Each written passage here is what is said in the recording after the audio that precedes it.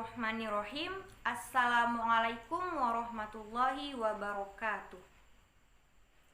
Perkenalkan, saya Rida Setia, mahasiswi program studi Pendidikan Bahasa Arab, Fakultas Ilmu Tarbiyah dan Keguruan UIN Sunan Kalijaga, Yogyakarta.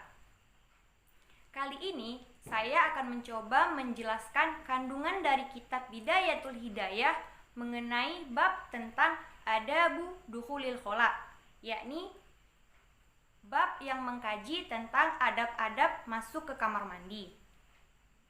Di dalam kitab ini, bab yang mengkaji tentang adab-adab masuk ke kamar mandi ada pada halaman 11-14. Video ini dibuat untuk memenuhi tugas akhir mata kuliah Al-Qiraah yang diampu oleh Bapak Dr. Nasiruddin MSI MPD. Baik, langsung kita mulai saja ya.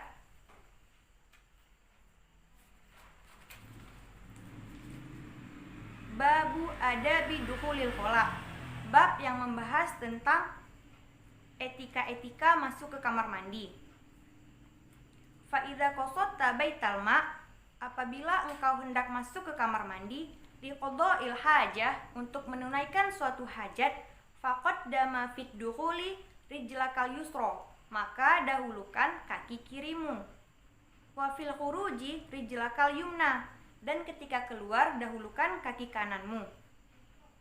Wala tastafhibu syai'an 'alaihi ismallahi ta'ala wa rasulahu, dan jangan membawa suatu apapun yang bertuliskan lafaz Allah Ta'ala dan Rasulnya. Wala tadkhulu hasira ra'si, dan jangan masuk dengan kepala terbuka. Jadi teman-teman, kalau mau masuk ke kamar mandi, hendaknya kita menutup kepala. Wala hafil qadamaini, dan dengan kaki telanjang. Dan jangan dengan kaki telanjang. Jadi kalau kita mau masuk ke kamar mandi harus masuk dengan kaki kiri, keluar dengan kaki kanan. Kemudian jangan membawa sesuatu apapun yang berlafazkan Allah atau Rasulnya ke dalam kamar mandi.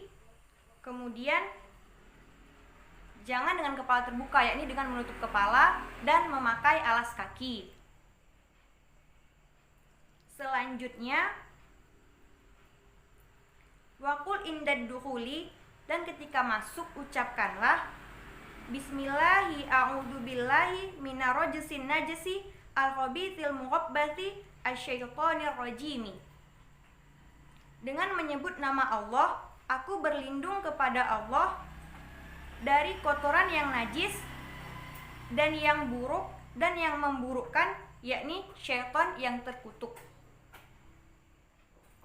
Wa indal khuruji, dan ketika keluar ucapkanlah ghufranaka alhamdulillahilladzi adzhaba anni ma yu'dzini. Ya Allah, kami memohon ampun kepadamu, segala puji bagimu yang telah menghilangkan dariku apa-apa yang menyakitiku.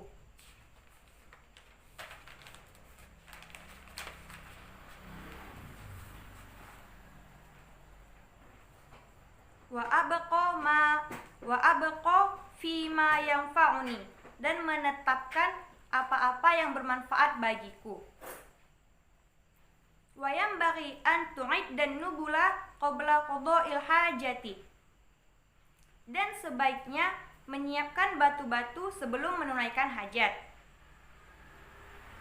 Wa alla tastanji bil ma'i fi maudhi'i qada'il hajah, dan jangan beristinja dengan air yang didapati di tempat yang kita ingin menunaikan hajat.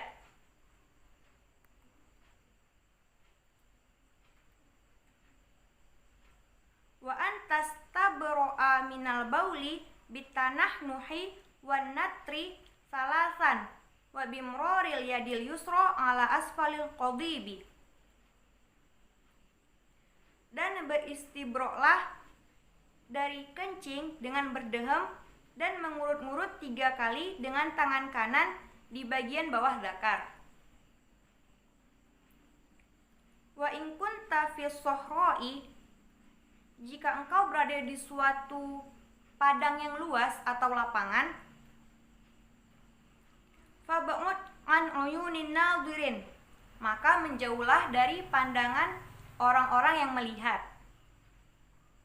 Wastatir bisyai'in in wajadtahu, dan tutupilah dengan sesuatu apabila engkau menemukannya. Wala takshif aurataka qabla intihai ila maudhi'il julusi, dan janganlah engkau membuka auratmu sebelum engkau sampai ke tempat yang engkau tuju, ke tempat yang kita gunakan untuk membuang hajat. Wala tastaqbilu syamsa walal qamara, dan jangan menghadap ke matahari atau ke bulan. Wala tastaqbilul qiblata wala tastadbiruha, jangan menghadap atau membelakangi kiblat. Wala tajlisu fi mutahadditsin nasi, dan jangan duduk atau membuang hajat di tempat-tempat orang-orang yang sedang berbicara. Wala tabullu fil ma'ir raqidi, dan jangan membuang hajat atau kencing di air yang tergenang. Wa tahta syajaratil musmirati, dan di bawah pohon yang berbuah. Wala fil juhri, dan jangan pula di dalam lubang. Wahdharil ardo sulbata, dan berhati-hatilah dengan tanah yang keras. Wa mahabba rihi ihtirozan minar rasyashi, dan tempat yang berhembusnya angin untuk menjaga dari cipratan-cipratan. Liqaulihi sallallahu alaihi wasallam, yang dikatakan Rasulullah sallallahu alaihi wasallam, inna amata adabil qabri minhu, sesungguhnya kebanyakan adab kubur itu berasal darinya. Jadi maksudnya di sini adalah ketika kita ingin menuntaskan suatu hajat, kita tidak dibolehkan membuang hajat itu di tempat yang banyak angin, anginnya berhembus. Jadi ditakutkan ketika kita membuang hajat tersebut, cipratannya kemana-mana. Jadi makanya dilarang seperti itu. Baik, selanjutnya wattaki fi julusika ala rijlil yusra, dan dalam posisi duduk bertumpulah kepada kaki kiri. Wala tabullu qa'iman, dan janganlah kamu kencing berdiri. Illa an daruratin, kecuali dalam keadaan darurat. Wajma' fil istinja'i baina isti'malil hajari wal ma'i, dan dalam beristinja kumpulkanlah antara batu atau air. Fa idza aradta iktisara ala ahadihima, apabila kamu ingin membatasi atau ingin menggunakan salah satu dari keduanya, fal ma'u afdalu, maka air adalah lebih baik. Wa in iktasurta alal hajari, tapi jika kamu ingin menggunakan batu, fa'alaika antasta'mila salasata ahjarin tahiratin munsyifatin lil aini, maka kamu harus menggunakan 3 batu yang suci.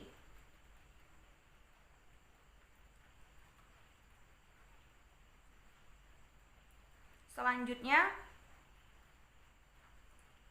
tamsahul qadiba fi salasati mawadhi'in min hajarin, usaplah zakar pada 3 tempat dari batu.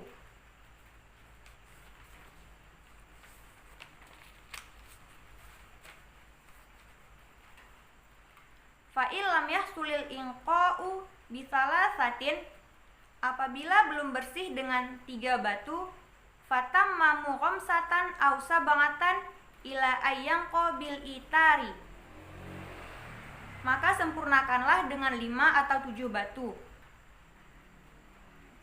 hingga bersih dengan hitungan ganjil. Fal itaru mustahabbun walinqa'u wajibun. Karena bilangan ganjil itu sunnah dan bersih itu wajib.